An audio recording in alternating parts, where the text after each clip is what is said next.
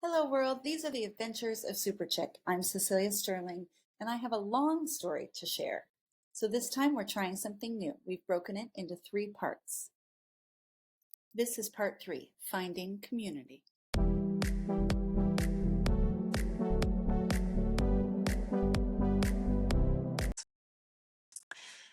Fast forward, we're not hearing anything about the transfer. The apartment is no longer available for us to rent. Clock's ticking. I'm getting really uncomfortable with the fact that I can't tell her where she's going to school as we're discussing the end of the year at preschool, which is a very special time in and of itself. And I finally am like, I just have to call the school back. I haven't responded. I feel a little uncomfortable that I kind of dropped the ball and I just didn't know what to do. I didn't know what to say. And so I call the director and I say, I'd like to come in for a meeting, if at all possible, because I want to have another conversation about our attending here. And she says, okay. And so I meet her right away.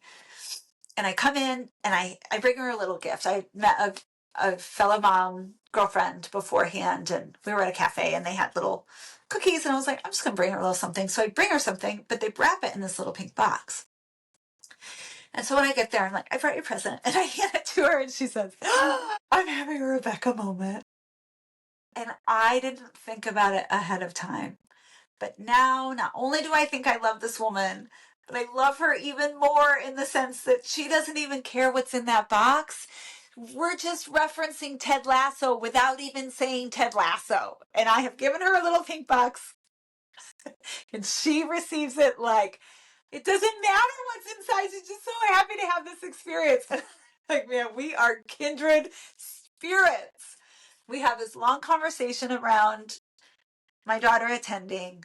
They still really want her to come. And while her place and the financial gift package that was allotted to us were allotted to someone else, that person has now decided to go elsewhere. And so they are again available. If you followed along with me for a while, you know the years ago when I called the preschool director, she said, it's so funny you call me today.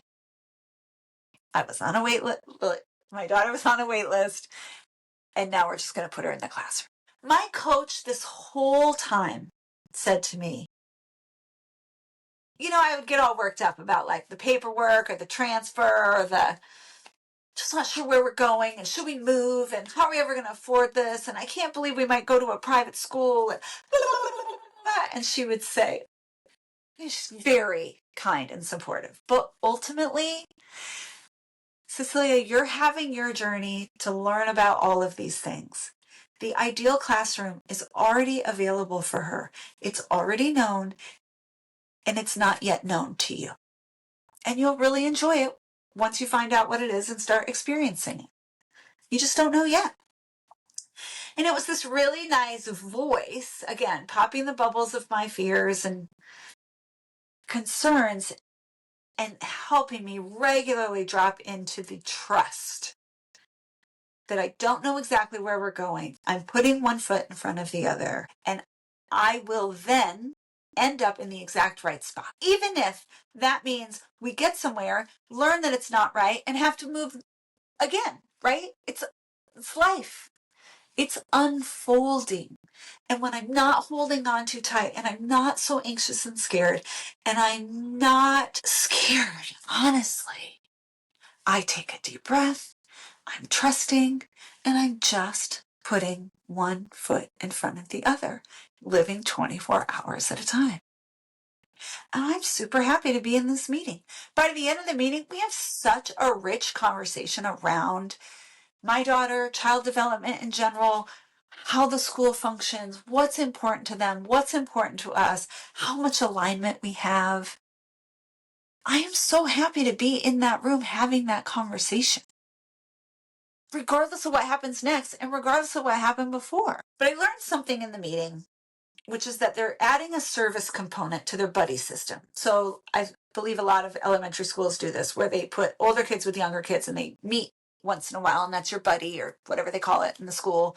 And they read together and they have activity together, and it's fantastic for my little one because she's mature and she loves to hang out with older kids. So not only is she going to be in this smaller class, she'll have access to these other smaller classes and older kids, which I think is really great. Whereas in the bigger school, she'd have more kids as peers, but less access to the other grades and classrooms. So she starts talking to me about that. I'm excited they have that in place. She says, but this year we're going to add a service component and we're going to be doing volunteer work for paws.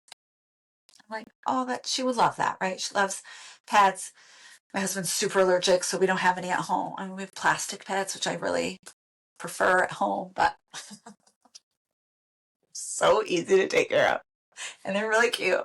But she's going to get to do this, and I think she'll really appreciate it. So I come home, and I talk to her, and I say, so we don't yet know if we're going to be able to go to the public school. So I thought it was important to see if your position was still available, your place at the private school, and whether there was financial aid, and there is. And she says, okay, but I really want to go to school with my friends.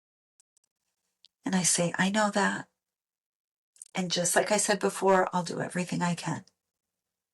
But I did learn something kind of cool today about this school, and I just wanted to share. And she said, what was it? And I said, you'll be working with a buddy, and you're going to be volunteering with dogs and cats and maybe even bunnies sometimes at Paws. And she says, why didn't you tell me that from the beginning? And no 6-year-old translation. That's exactly how she said it. And I said, well, I just learned today. And she said, then I would like to go to this school. I said, oh, it's that important to you? She said, yes. And there are going to be friends going to this school too. They're just not the majority from her actual last classroom. And so I say, okay, well, why don't we give ourselves a couple of days? I'll let them know. We'll let them know by Wednesday. And she said, no, you can let them know right now. I've decided. Okay. And I'd actually called the public school, asked if they were taking anyone at her age level. And they said no, and we don't anticipate that we will before the class year starts, school year starts. And I said, okay, I think we found our school. And now, a couple months in, I cried at my first parent meeting. Like, I'm so grateful that we're here. Because it felt like such a divine unfolding. I had support for all of my options all along the way. But this is where we find ourselves, and I couldn't be happier. And I've continued to hear really challenging experiences, not all bad, but like a lot of really challenging experiences about the other option. And I've continued to experience really blessed storybook experiences at this school, but like in the most realistic ways. Like grounded in humanness, not pretend, but like real, organic, messy magic. And I couldn't be happier and more grateful. And to be honest, I'm so glad I was up for it. For her. Because she is thriving. And with that, I'll say ciao for now.